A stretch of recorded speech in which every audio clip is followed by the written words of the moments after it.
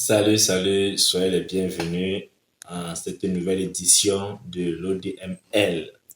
Aujourd'hui, nous allons parler de la magie des pactes. Vous entendez toujours parler des pactes quelconques, satanés, diaboliques et tout ça. Aujourd'hui, nous allons essayer d'étayer c'est quoi un pacte magique et comment il se fait, quelles sont les conséquences, les risques de faire un pacte lorsqu'on ne maîtrise pas.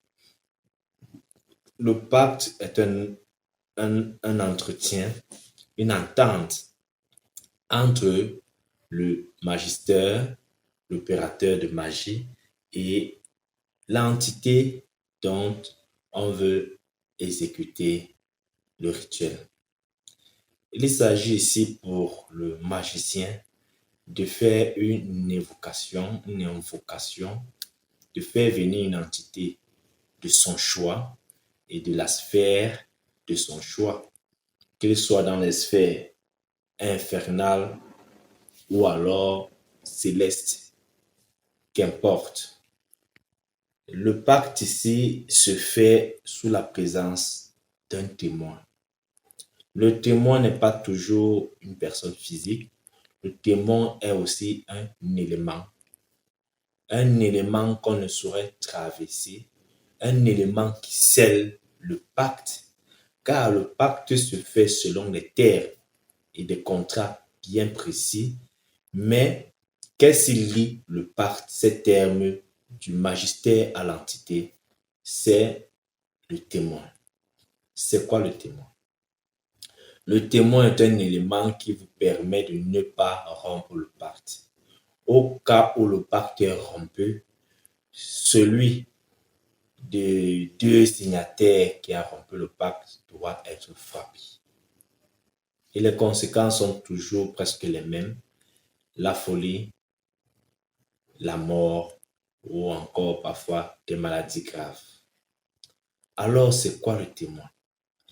Il s'agit, si on peut avoir comme témoin, votre sang qui scelle le pacte, c'est-à-dire les accords que vous aurez signés, acceptés entre vous et l'entité. Vous pourrez aussi avoir, et quand vous avez donc le sang, c'est-à-dire au cas où vous romprez le pacte, votre sang sera l'objet par lequel vous serez frappé, c'est-à-dire la mort. Vous devrez verser votre sang parce que vous avez rompu le pacte. Vous avez aussi des témoins tels que certains éléments corporels, c'est-à-dire des ongles, des cheveux et bien d'autres éléments.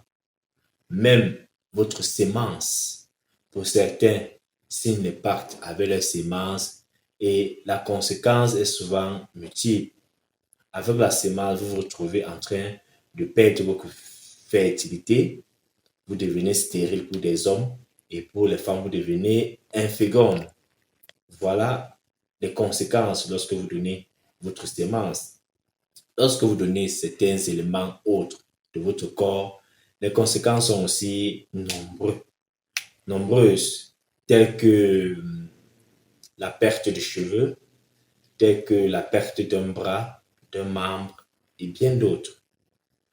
Il faut connaître l'origine ou l'objet de votre demande et l'importance de votre témoin.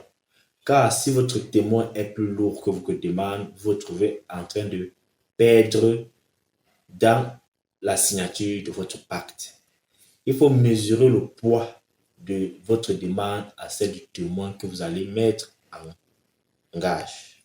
Il est donc important de connaître l'origine de sa demande. Il est important de connaître l'origine de l'entité avec laquelle vous allez pactiser, de connaître les forces, de connaître les conséquences qui vont en découdre